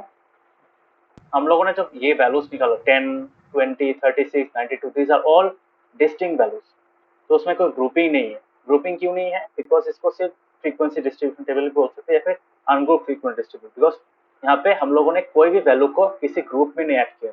तो जो 10, जैसे हम लोग अगर इसको 10 to 20 अगर बोलते तो 10 to 20 कितना स्टूडेंट्स को मिला, 20 to 30 कितना स्टूडेंट्स को मिला, या फिर ऐसे 10 to 30 अगर करते 10 to 30 कितना स्टूडेंट्स को मिला, 2 स्टूडेंट्स को मिला. 30 to 50 कितना स्टूडेंट्स को मिला. So in that way if you have found, then हम लोग का काम और इजी होता था, है कि नहीं? So in case of larger values, जब नंबर ऑफ डेटा पॉइंट्स, इसको डेटा पॉइंट्स भी कहा जाता है, हर एक पॉइंट, हर एक डेटा को डेटा पॉइंट भी कहा जाता है. जैसे ये हो गया डेटा पॉइंट, ये हो गया data point. So all this values are data points. समझ में आ रहा है?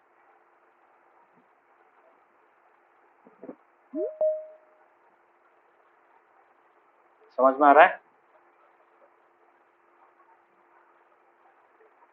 Yes sir. So this is called ungrouped frequency distribution table. Why?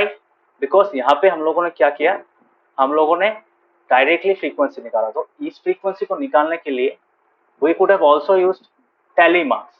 ठीक है, tally marks याद है ना, ये चीज किया था कभी tally marks?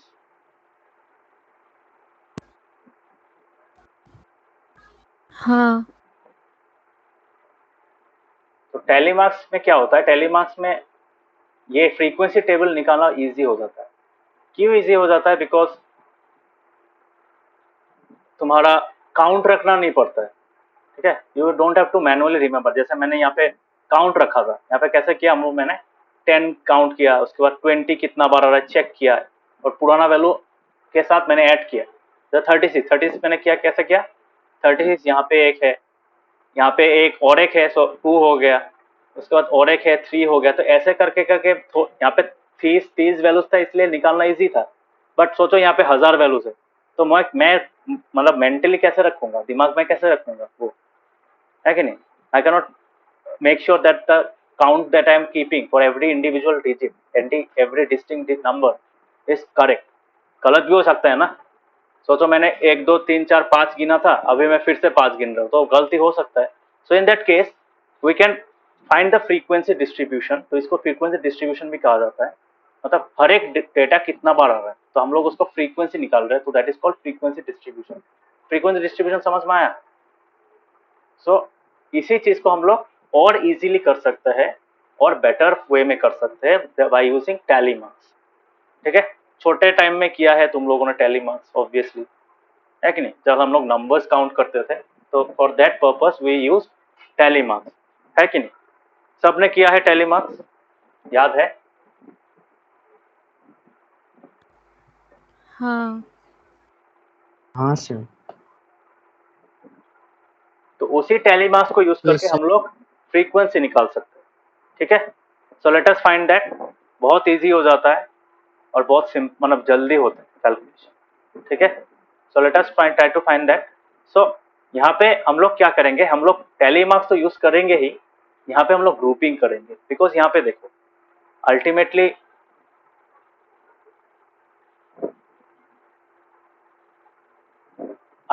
हम लोग को क्या मिल रहा है, ultimately we can see that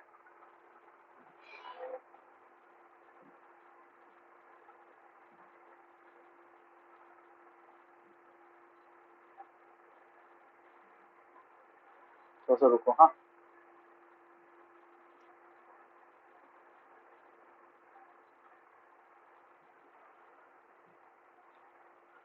so यहाँ पे जो तुम्हारा 100 प्लांट्स है, यहाँ पे अगर तुम एक एक करके निकालना चाहोगे then you will face more difficulty. So यहाँ पे एक काम कर सकते हैं, we can group the data. ठीक है, हर एक डिजिट को हम लोग क्या कर सकते हैं, हम लोग एक पर्टिकुलर वैल्यू में मतलब एक ग्रुप में ला सकते हैं. होता है ना स्कूल में, क्या होता है, जैसे टीचर अगर निकालना जाए कि हाँ 20 to 30 में कितना स्टूडेंट्स को मिला, या फिर 20 to 70 to 80 में कितना को मिला, 80 to 90 में कितना को मिला, निकालता है कि नहीं? बोलो, निकाला जाता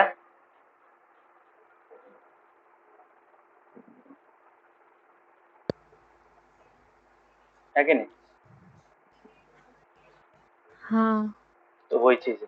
सो ये चीज हम लोग यहाँ पे भी करेंगे. क्यों? बिकॉज हम लोग का वो फ्रीक्वेंसी निकालना इजी हो गया. बिकॉज देखो फ्रीक्वेंसी का मेन मतलब क्या है, मेन मतलब is to find the information from the meaningful information from the data. तो यहाँ पे हम लोग उसको ग्रुप वे में भी कर सकते हैं. एग्जैक्ट वैल्यू हम लोग का इतना फायदा नहीं है. हम लोग अगर यहाँ पे क्या बोले, यहाँ पे वन महोत्सव में कितना प्लांट किया गया था और कितना प्लांट उसमें से सर्वाइव किया, तो उसको कलेक्ट किया गया था. ठीक है, 100 स्कूल में से 100, हर एक स्कूल में एक एक प्लांट को, मतलब तुम्हारा हर एक स्कूल में 100 प्लांट किया गया था. ठीक है, सो हर एक स्कूल में वो 100 प्लांट में से कितना प्लांट सर्वाइव कर पाए, सो एक महीने बाद, तो उसका डेटा कलेक्ट किया गया था. सो उसका डेटा कलेक्ट करने के बाद अगर हम लोग इसी डेटा को फ्रीक्वेंसी डिस्ट्रीब्यूशन में निकाले, just to get an idea कि कितना रेंज में कितना सर्वाइवल रेट कितना था, अगर प्लांट का सर्वाइवल रेट निकालने के लिए कोशिश करें, तो we can directly find the frequencies using the group distribution. तो उसको ग्रुप डिस्ट्रीब्यूशन कहा जाता है. सो ये था हम लोग का अनग्रुप डिस्ट्रीब्यूशन. अनग्रुप क्यों था? बिकॉज वहां पे कोई ग्रुपिंग नहीं था. But now we will use the group distribution. समझ में आ रहा है? So now will be performing the group frequency distribution, और इसमें हम लोग टैली मास का यूज करेंगे.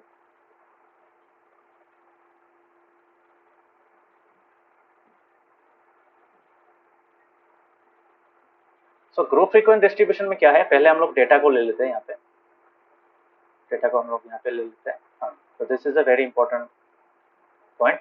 नेक्स्ट में क्या होगा, नेक्स्ट हम लोग क्या करेंगे, रेंज निकालेंगे, यहाँ पे ग्रुप्स निकालेंगे. ठीक है, तो इतना ज्यादा डेटा है, हम लोग एक एक करके उसको कंडेंस करेंगे. ठीक है, so number of plant survive एक ग्रुप लिखेंगे यहाँ पे.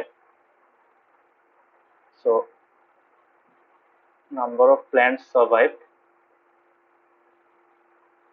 So number of plant survive एक ग्रुप है. उसके बाद तुम्हारा नेक्स्ट इसका frequency. So number of plant survive को हम लोग डायरेक्टली नहीं लेंगे, यहाँ पे जैसे लिया था एग्जैक्ट मार्क्स लिया था वहाँ पे ये नहीं लिख लेंगे, यहाँ पे हम लोग क्या यूज करेंगे, तो विल यूज द ग्रुप्स। ठीक है, तो यहाँ पे देखो सबसे लोएस्ट वैल्यू क्या दिख रहा है, 2 के घर में देखो, 2 के घर में है कि नहीं हाईएस्ट वैल्यू, हाँ सर है 27। 27 में है, ओके उससे कम है, 20 हाँ के सर। नीचे है, 20 के नीचे है, 20 के नीचे, 23 है। 20 के नीचे है, 20 के नीचे मैं बोल रहा हूँ, नहीं। नहीं हाँ okay. So the minimum value is 20, so let us start with 20, तो हर एक 10-10 करके ग्रुप लेते हैं। सो यहाँ पे बुक में भी सेम ही लिया है शायद, मैंने 20 करके लिया है, हाँ। सो यहाँ पे क्या करेंगे हम लोग 20 to 29 एक ग्रुप लेंगे, ठीक है, उसके बाद 30 to 39 एक ग्रुप लेंगे, ठीक है। तो हर एक क्लास में कितना है तुम्हारा, देयर आर 10 वैल्यूज है कि नहीं, 20 हो सकता है, 21 हो सकता है, 22 हो सकता है, ऐसे करके देयर आर 10 वैल्यूज। तो हर एक ग्रुप में this is the first group, this is the second group, तो ऐसे करके हम लोग को कुछ कुछ मैंने सबसे लोएस्ट वैल्यू क्यों पूछा, बिकॉज इसके पहले 0 to 10 0 to 9 भी हो सकता था, बट उसमें क्या फ्रीक्वेंसी 0 आता है कि नहीं, बट अगर हम लोग को इच्छा हो तो हम लोग वो भी कर सकते हैं। तो 0 to 9 कितना होगा, 0 to 9 तुम्हारा 0 होगा, है कि नहीं, समझ में आ रहा है।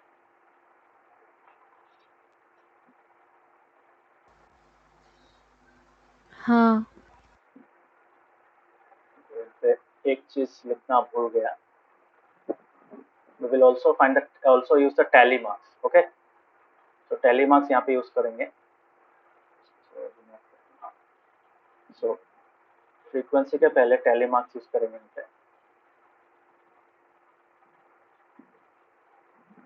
tally marks जिन जिन को याद नहीं है फिर से देख लेना कैसा होता है, और यहाँ पे आएगा फ्रीक्वेंसी। फ्रीक्वेंसी हम लोग tally marks से निकाल सकते हैं बाद में, frequency is the actual value. So 0 to 9 कितना होगा, 0 to 9 में tally marks एक भी नहीं है, ब्लैंक होगा, सो 0 होगा। सिमिलरली नेक्स्ट नंबर क्या है, नेक्स्ट रेंज में क्या आएगा, 10 to 19 आएगा, सो उसमें भी 0 होगा, सो 0 है। नेक्स्ट बोलो यहाँ पे नेक्स्ट आएगा तुम्हारा 20 to 29, अभी बोलो 20 to 29 में कितना है, देखो यहाँ पे 20 to 29 में है क्या वैल्यू, नहीं है, यहाँ पे नहीं है, यहाँ पे है एक है, तो एक के लिए क्या करेंगे हम लोग यहाँ पे डैश, ठीक है। Let us look column wise, यहाँ पे एक मिल गया तो यहाँ पे एक बार देंगे, यहाँ पे डैश एक देंगे, ठीक है। उसके बाद यहाँ पे और एक मिल गया, सो और एक डैश देंगे। So in that way you don't have to keep a track in your mind, ठीक है। सो 2 का एक मिल गया, उसके बाद 2 के घर में एक मिला क्या, यहाँ पे एक मिल गया, है कि नहीं, सो और एक मार्क आ गया यहाँ पे। उसके बाद यहाँ पे देखो सिर्फ कॉलम नंबर का ट्रैक रखना पड़ेगा, ठीक है। सो पहला वाला निकला था यहाँ पे, उसके वाला नेक्स्ट वाला निकला यहाँ पे, कहाँ गया, हाँ यहाँ पे निकला था एक, ठीक है। रुको पहले से करते हैं, ठीक है। सो 1 यहाँ पे नहीं है, यहाँ पे भी नहीं है, यहाँ पे एक है, उसके बाद यहाँ पे नहीं है,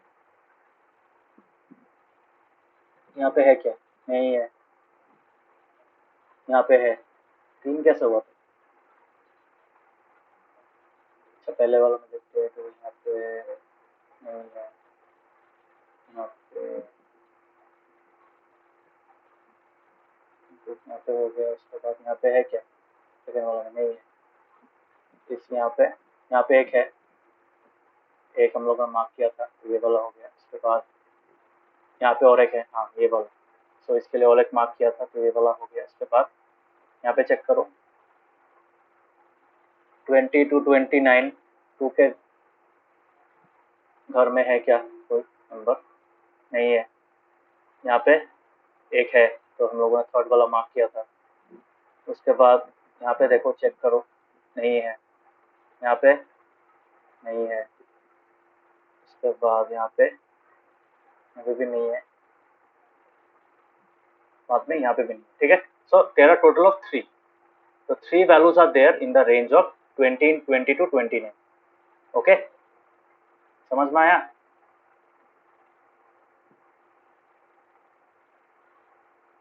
समझ में आ रहा है? नेक्स्ट क्या होगा? 30 to 39। सो फिर से ये चीज करेंगे हम लोग। सो यहाँ पे अभी देखो, सो 30 to 39 क्या क्या आ रहा है? नहीं है, नहीं है, यहाँ पे है 30, 32 है, पहले दो में है क्या? 32 है, एक एक बार दे दिया यहाँ पे बहुत सारा है, एक है, दो है, तो एक वाला में और एक ऐड किया, उसके बाद 38 के लिए और एक ऐड किया, उसके बाद तुम्हारा नहीं है, इस वाले में देखो यहाँ पे है एक, दो है, सो एक और पांचवे वाले के लिए क्या करते हैं? ऐसा डैश, ठीक है, समझ में आया?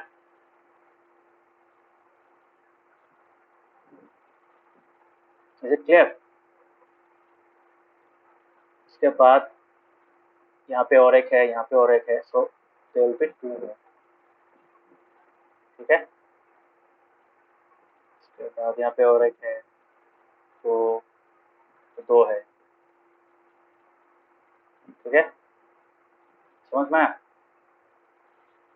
यहाँ पे एक है, एक ही है सिर्फ, तो एक का होता है, यहाँ पे रखा जाएगा, ठीक है। यहाँ पे अभी लास्ट 2 है, सो यहाँ पे एक एक, तो 2 और मिल गया हम लोगों को, 2 मोर, और देयर इज अनदर 1, 3। इस कॉलम में 3 है, 1 2 3, और यहाँ पे क्या होगा? हाँ नहीं, और एक है। So now you can tell, now you can easily find the number of the frequency of this group, of this range, ठीक है। तो इस ग्रुप में कितना है? इस ग्रुप में कितना होगा? कोई बोल पाएगा कितना है? 14. So how did you find out that? यहाँ पे देखो, this indicates 5, this indicates another 5, and this indicates 4, so there are 5 plus 5 plus 4, so that means 14, है कि नहीं? समझ में आया? हाँ तो ऐसे Yes, करके sir. ऐसे करके को निकालोगे, so you have understood the technique, तो ऐसे करके you have to find out the frequency, so ऐसे करके अगर निकालोगे, so you will get something like this, ठीक है, so you will get the table like this. समझ में आया? इसी टेबल को कॉपी कर लेता हूँ। सो you have understood the concept, ठीक है, तुम लोग को पता चल गया कि कैसे किया जाता है। So this is the frequency distribution table, this is called what? This is called the grouped frequency distribution. Group की फ्रीक्वेंसी डिस्ट्रीब्यूशन क्यों बोलते हैं? बिकॉज हम लोगों ने जब फ्रीक्वेंसी डिस्ट्रीब्यूशन निकाला, तो फ्रीक्वेंसी डिस्ट्रीब्यूशन मतलब ये वाला जो कॉलम है, तो ये वाला जो कॉलम है, तो वो कॉलम क्या है? Ultimately that contains the frequency, but that frequency is for the group, है कि नहीं? हर एक रेंज के लिए है, समझ में? तो that is why it's called group frequency distribution. समझ में आया कैसे निकालते हैं group frequency distribution using tally marks? हाँ तो नेक्स्ट आएगा तुम्हारा 40 49 आएगा, उसके बाद 50 59 आएगा, तो ऐसे करके हम लोग ग्रुप फ्रीक्वेंसी डिस्ट्रीब्यूशन निकाल सकते हैं, so that it becomes easier. तो इतना बड़ा नंबर, इतना 100 नंबर्स का भी ऐसे हम लोग इजीली निकाल सकते हैं। अगर और बड़ा वैल्यूज हो और ज्यादा वैल्यूज हो, that we can increase the range, है कि नहीं? जैसे हम लोग 20 to 39 लिख सकते हैं, उसके बाद 40 to 59 लिख सकते हैं, we can increase the range, है कि नहीं? Based on the use case.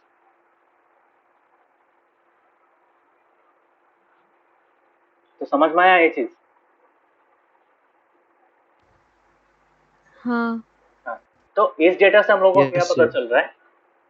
This is a group frequency distribution table. So here we can say that, यहाँ पे देखो 50% मतलब से ज्यादा स्कूलों में देखा गया कि ज्यादा प्लांट सर्वाइव कर रहे हैं। जैसे कि इसमें 50% से ज्यादा प्लांट सर्वाइव कर रहे हैं, कैसे निकाला हम लोगों ने? देखो टोटल स्कोर तुम्हारा कितना था, 100 था, बट यहाँ पे नंबर ऑफ प्लांट सर्वाइव हम लोगों ने निकाला है कि नहीं? तो we have found that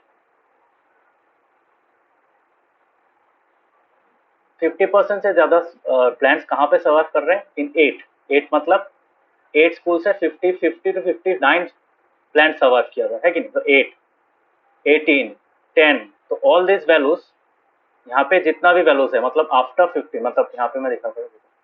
so यहाँ पे देखो, तो 50% से ज्यादा किन किन स्कूलों में तुम्हारा प्लांट्स बचा, 50% प्लांट्स बचा। So how can we find that? We can find that by adding the frequencies, है कि नहीं? समझ में आ रहा है? सो कितना स्कूल्स में 50% से ज्यादा प्लांट्स बचा? We can easily find by adding the values 8 + 8, 8 + 18 + 10 + 23 + 12, सो 72 हो जाएगा ये अल्टीमेटली। सो 72 में क्या हुआ, 70 स्कूल्स में देखा गया कि 50% से ज्यादा प्लांट्स बच पाए। समझ में आया? सो these are the number of schools where more than 50% of plants survived, है कि नहीं? समझ में आया?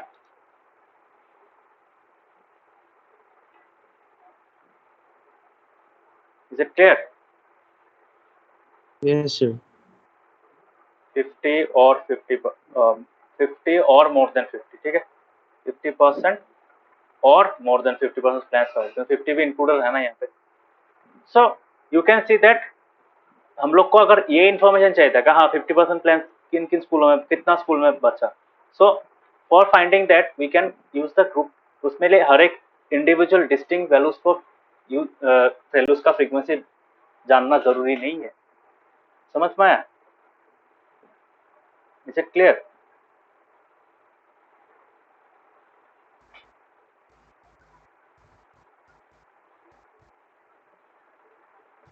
समझ में आया? हाँ। Yes, sir. So next class में हम लोग क्या करेंगे, आज के लिए इतना ठीक रहना दो। नेक्स्ट क्लास में हम लोग क्लास इंटरवल्स के बारे में बात करेंगे, बिकॉज यहाँ पे हर एक ग्रुप जो बोल रहा हूँ, यहाँ पे जो ग्रुप है 0 to 9, 10 to 20, these are called classes, ठीक है? सो क्लासेस में एक लोअर लिमिट होता है, एक अपर लिमिट होता है। सो वो कैसे होता है, वो कंटिन्यूअस कैसे होता है, डिसकंटिन्यूअस, जैसे दिस इज डिसकंटिन्यूअस, जैसे डिसकंटिन्यूअस क्यों है, यहाँ पे 9 है, उसके बाद 10 है यहाँ पे। सो क्लास इंटरवल निकालेंगे, उसके बाद क्लास, मतलब will discuss more about classes, ठीक है? क्लासेस दिखेंगे। सही, ये तो कुछ हम पहले भी किया था। वही बोल रहा हूँ ना, तुम लोग के ऑलरेडी एक चीज किया है। क्लास विड्थ क्या होता है? क्लास विड्थ होता है जो डिफरेंस होता है अपर लिमिट और लोअर लिमिट का डिफरेंस होता है, that is called class interval. तो ये हम लोग देखेंगे, क्लास इंटरवल या फिर क्लास विड्थ भी बोला जाता है। सो नेक्स्ट क्लास में हम लोग वो डिस्कस करेंगे and will move more towards the important concepts of तुम्हारा क्या बोलते हैं, स्टैटिस्टिक्स, ठीक है? सो नेक्स्ट क्लास पूरा न्यूमेरिकल्स करेंगे। आज तो Okay, ज्यादातर एक्सप्लेनेशन ही किया है, नेक्स्ट क्लास और अच्छा से पढ़ाएंगे, ठीक है? समझ में आज का क्लास? हाँ सर। होपफुली थोड़ा सा आइडिया हुआ, तब हम लोग दूसरा और सम्स करेंगे, थोड़ा सा आइडिया और अच्छा से समझ में आएगा। Okay, clear? Everyone clear? Yes, sir. Yes. Okay, so थोड़ा सा पढ़ना किताब में बहुत अच्छा, मतलब बहुत इंपॉर्टेंट लाइंस दिया हुआ है। Try to read this paragraphs. So अगर सीरियसली पढ़ोगे you will get an idea, अच्छा सा आइडिया हो जाएगा। If you even read this entire part, बहुत अच्छा से समझ में आएगा। ओके, बहुत सिंपल तरीके से लिखा गया है। So try to read the NCERT. Okay, clear? So example 3 तक पढ़ना, यहाँ तक। Okay, from the very beginning of the chapter. अगर कोई डाउट है तो नेक्स्ट क्लास में पूछना, I will clear your doubts. So bye, thank you, good night. Bye. Good night. Bye, sir. Thank you. Good night. Bye, sir. Good night.